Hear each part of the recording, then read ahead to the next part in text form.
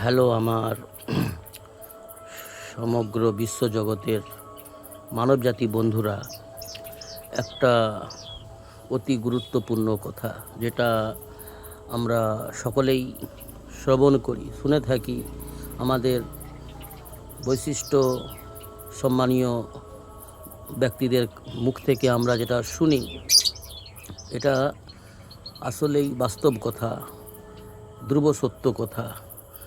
আমরা শুনি যেটা কি ঘর শত্রু বিভীষণ, এটা কিন্তু আসলেই সত্য কথা। চিরযুগে যুগে যুগে আমরা দেখে আসছি, আমাদের চোখে কিছুটা, আবার ইতিহাসের পাতায় আমরা অনেক পড়াশোনাও করি এবং বৈশিষ্ট্য বুজুর্গ ব্যক্তিদের, আমাদের গুরুজন যারা চলে গেছে বা যারা রয়েছেন দুনিয়াতে উপস্থিত, আমাদের গুরুজন বৈশিষ্ট্য বয়স্ক ব্যক্তিরা, তাদের মুখে শুনি, তাই না, যে ঘর শত্রু বিভীষণ। তো বন্ধুরা, আমরা ইতিহাসে পড়ি এবং শুনি, যুগে যুগে নিজের আপনজনই নিজের ক্ষতি করে, নিজের গোত্রের লোক, নিজের পরিবারের লোক, যাকে অতি আপন মনে করে আমরা বিশ্বাস করি, তারাই আমাদের বড় ধরনের ক্ষতি করে। তো বন্ধুরা, একটা বিষয় যেটা একটু আগে একটা ভিডিও আমার চোখের সামনে আসছিল, একটা মেয়ে মানুষ বলতেছিল, হিন্দু পরিবারের মেয়ে মানুষ, কিছু হিন্দু নারী পুরুষ সেই মেয়েটাকে উল্টোপাল্টা ব্যঙ্গ করছে, আজে বাজে নোংরা ভাষা বলছে। কারণ কেন না, সেই মেয়েটি সমাজকে সকলের সঠিক বার্তা দিতে চায় এবং সকলের মঙ্গল কামনা করে। এই কারণে তাকে অনেক হিন্দু ভাই ও বোনেরা সেই হিন্দু বোনটাকে আজে বাজে শব্দ, আজে বাজে ভাষা প্রয়োগ করে, কমেন্ট করে।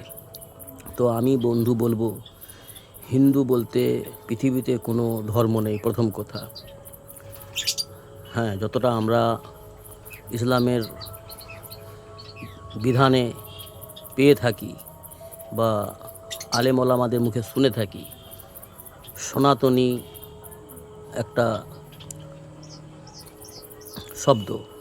সনাতনী মানে সত্যের সন্ধান।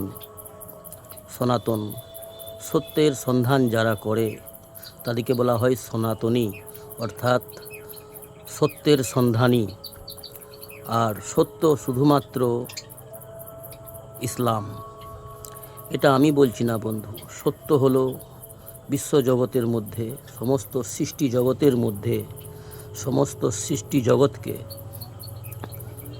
সঠিক পথ দেখাই এবং সফলতার পথ দেখাই প্রত্যেক মানব জাতিকে এবং প্রত্যেক সৃষ্টি জগৎকে সফলতার পথে নিয়ে যায় এবং সঠিক পথ দেখিয়ে সফলতায় পৌঁছে দেয়।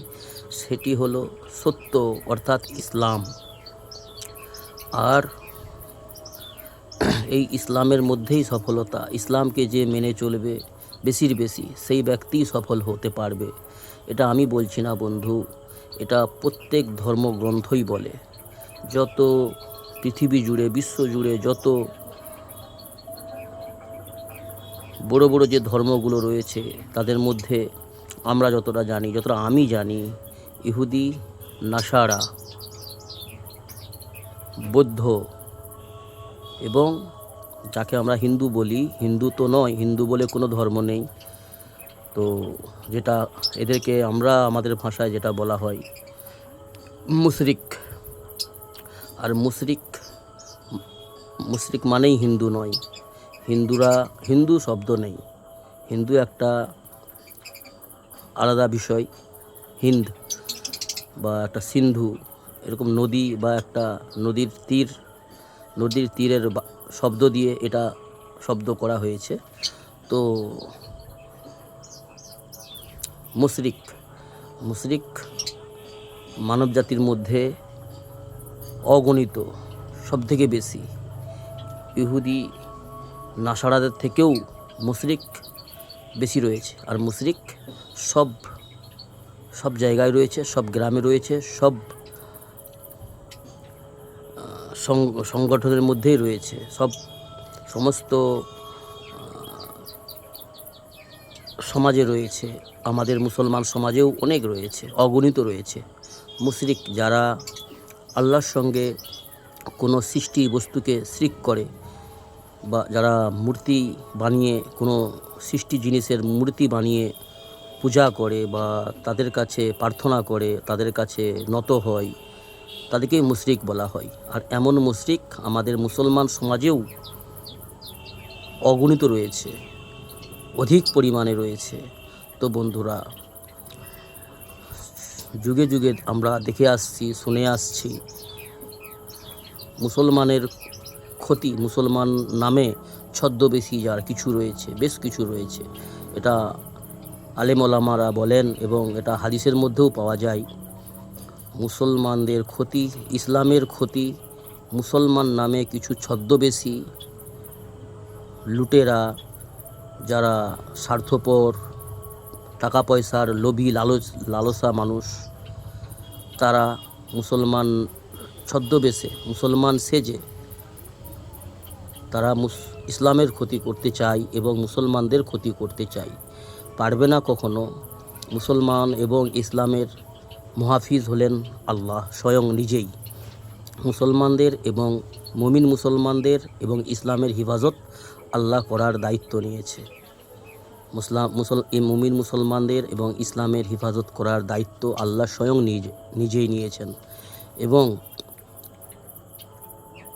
অন্যান্য বিভিন্ন সংগঠনে বা অন্যান্য মানব রচিত, মানব গঠিত যে ধর্মগুলি আমাদের সমাজে, আমাদের বিশ্বজুড়ে রয়েছে, তাদেরও ক্ষতি। তাদেরই মধ্যে কিছু ছদ্মবেশী মানুষ, সাধু, সন্ন্যাসী বা ব্রাহ্মণ বা বহুরূপী কিছু মানুষ, যারা নিজেদের ক্ষতি করে, মানব জাতির ক্ষতি করে। তো বন্ধুরা, আমাদের কর্তব্য আমাদেরকে সচেতন থাকা, সচেতন হয়ে আমাদেরকে জীবনযাপন করা আমাদের জন্য অতি আবশ্যক। আর সেই ব্যক্তি অতি বুদ্ধিমান, যে দুনিয়া অনেক বড়, দুনিয়া হচ্ছে অনেক বড়, যেটা আমরা কল্পনাতে আনতে পারবো না। আর কায়নাত আরও অনেক অনেক অনেক গুণে বড়। আল্লাহর সৃষ্টি জগৎ অনেক বড়। আর আল্লাহর এই সৃষ্টি জগতের মধ্যে আমি এবং আমরা অতি ক্ষুদ্র একটি মাখলুক, অতি সামান্য জ্ঞানভিত্তিক। আমাদের এই অতি সামান্য জ্ঞানভিত্তিকের উপরে আমাদের কর্তব্য বেশির বেশি নেক পথে চলা, নেক কথা বলা, ন্যায় কথা বলা, মানুষকে সত্যের পথে আহ্বান করা এবং মানুষকে বিপদের পথ থেকে বাধা দেওয়া এবং নিজেও সত্যের পথে টিকে থাকা এবং সত্যকে অ্যাকসেপ্ট করে মেনে চলা এবং নিজেকেও অন্যায় পথ প্রতিরোধ করা, অন্যায় পথ থেকে বেঁচে থাকা এবং নিজের ফ্যামিলি মেম্বার, নিজের স্ত্রী, বাচ্চা এবং সন্তানাদি, নিজের ফ্যামিলি মেম্বারদেরকে, আপনজন যারা, নিজেদের আপনজনকে ভ্রান্তির পথ থেকে, ক্ষতিগ্রস্তের পথ থেকে বাঁচানোর চিন্তা ফিকির করা এবং চেষ্টা করা। সেই ব্যক্তিই হলো অতি বুদ্ধিমান এবং ভাগ্যবান এবং সফল কাম। তো বন্ধুরা, সত্যর পথ খুঁজুন, অবশ্যই সত্যের পথ আপনি পাবেন। যদি আপনি সত্যিকার অর্থেই সত্যের সন্ধানী হন, তাহলে অন্তরের অন্তঃস্থল থেকে সত্যিকার অর্থেই যদি সত্যের সন্ধানী হন, তাহলে আপনার এটাই বুঝে আসবে সত্য একমাত্র ইসলাম। ইসলামই হচ্ছে প্রত্যেক মানব জাতি, প্রত্যেকটা প্রত্যেক মানবের জন্য সফলতার পথ। ইসলামই প্রত্যেক মানবকে, যে মানব ব্যক্তি, যে মানব সন্তান নিজের জীবনে ইসলামকে নিয়ে আসবে, ইসলাম মোতাবেক, ইসলাম অনুসারে জীবনযাপন করবে, সেই ব্যক্তিই সফল হবে। আর যে ব্যক্তি ইসলামকে ছেড়ে কোনো রকম গঠিত, মানব রচিত, মন গড়া ধর্ম অবলম্বন করবে, মনের খয়েশ পুরা করবে, নফসের গোলামি করবে, সেই ব্যক্তি অবশ্যই বিফল হবে, সেই ব্যক্তি অবশ্যই ধ্বংস হয়ে যাবে। চাই সে যেই সমাজেই জন্মগ্রহণ করুক। প্রত্যেক ব্যক্তি জন্মগ্রহণ করে ইসলামের ফিতরতে। চাই পৃথিবীর যেই প্রান্তে, যেই কোণে, যেই গ্রামে, যেই মহল্লায় এবং যেই পরিবারে কোনো মানুষ যখন জন্ম করে বাচ্চা 10 বছরের আগে পর্যন্ত, 9 বা 10 বছরের আগে পর্যন্ত সেই বাচ্চার যদি মৃত্যু হয়ে যায় তো সেই বাচ্চা জান্নাতি। তার কারণ তার জীবনের হিসাব নেওয়া হবে না। 9 বা 10 বছরের পর থেকে বাচ্চা যখন সাবালক হতে শুরু হয় তারপর থেকে তার 2 কাঁধে 2 ফেরেশতা নির্ধারিত করা হয়। তার ভালো মন্দ লিপিবদ্ধ করার জন্য 2 কাঁধে 2 ফেরেশতা নিযুক্ত করা হয়। তো 10 বছরের পর থেকে বাচ্চা যেই ফ্যামিলিতেই জন্ম হোক, চাই সে মুসলমান বাড়িতে জন্ম হোক, চাই সে ইহুদি, হিন্দু বা খ্রিস্টান, ইহুদি, বৌদ্ধ, যেই বাড়িতেই জন্ম হোক, সেই বাচ্চা তার বিবেক বিবেচনাকে কাজে যদি না লাগিয়ে যদি ভ্রান্তির পথে চলে, সে বাচ্চা ক্ষতিগ্রস্ত হবে, বিপদগ্রস্ত হবে। এবং তার গার্জেন যদি সেই বাচ্চাকে সঠিক পথ প্রদর্শন না করায় ভুল পথে নিয়ে যায়, তার জন্য তার গার্জেন দায়ী হবে এবং গার্জেনও বিফল হবে, অর্থাৎ অপমানিত, অপদস্থ হবে দুনিয়াতেও আখিরাতেও। আর সেই বাচ্চা 10 বছরের পর থেকে যদি সে ভ্রান্তির পথে চলে, চাই সে গার্জেনের কথা শুনে হোক, সমাজকে দেখে হোক বা যেইভাবে হোক, যদি সেই বাচ্চা ভুল পথে চলে 10 বছরের পর থেকে যদি সে ভ্রান্তির পথে চলে, পথভ্রষ্ট হয়ে যায়, তাহলে সেই বাচ্চাও শাস্তি পাবে। অর্থাৎ সেও আল্লাহর কাছে দণ্ডায়মান হয়ে তাকেও হিসাব দিতে হবে। পাই টু পাই হিসাব আল্লাহ পাক প্রত্যেকের কাছ থেকে নেবে, আমাদের সকলের কাছ থেকে। তো বন্ধুরা, সতর্ক থাকবেন, সাবধান থাকবেন। যদি আমার কথাগুলো আপনাদের সঠিক মনে হয়, আমার কথাটা মেনে চলবেন।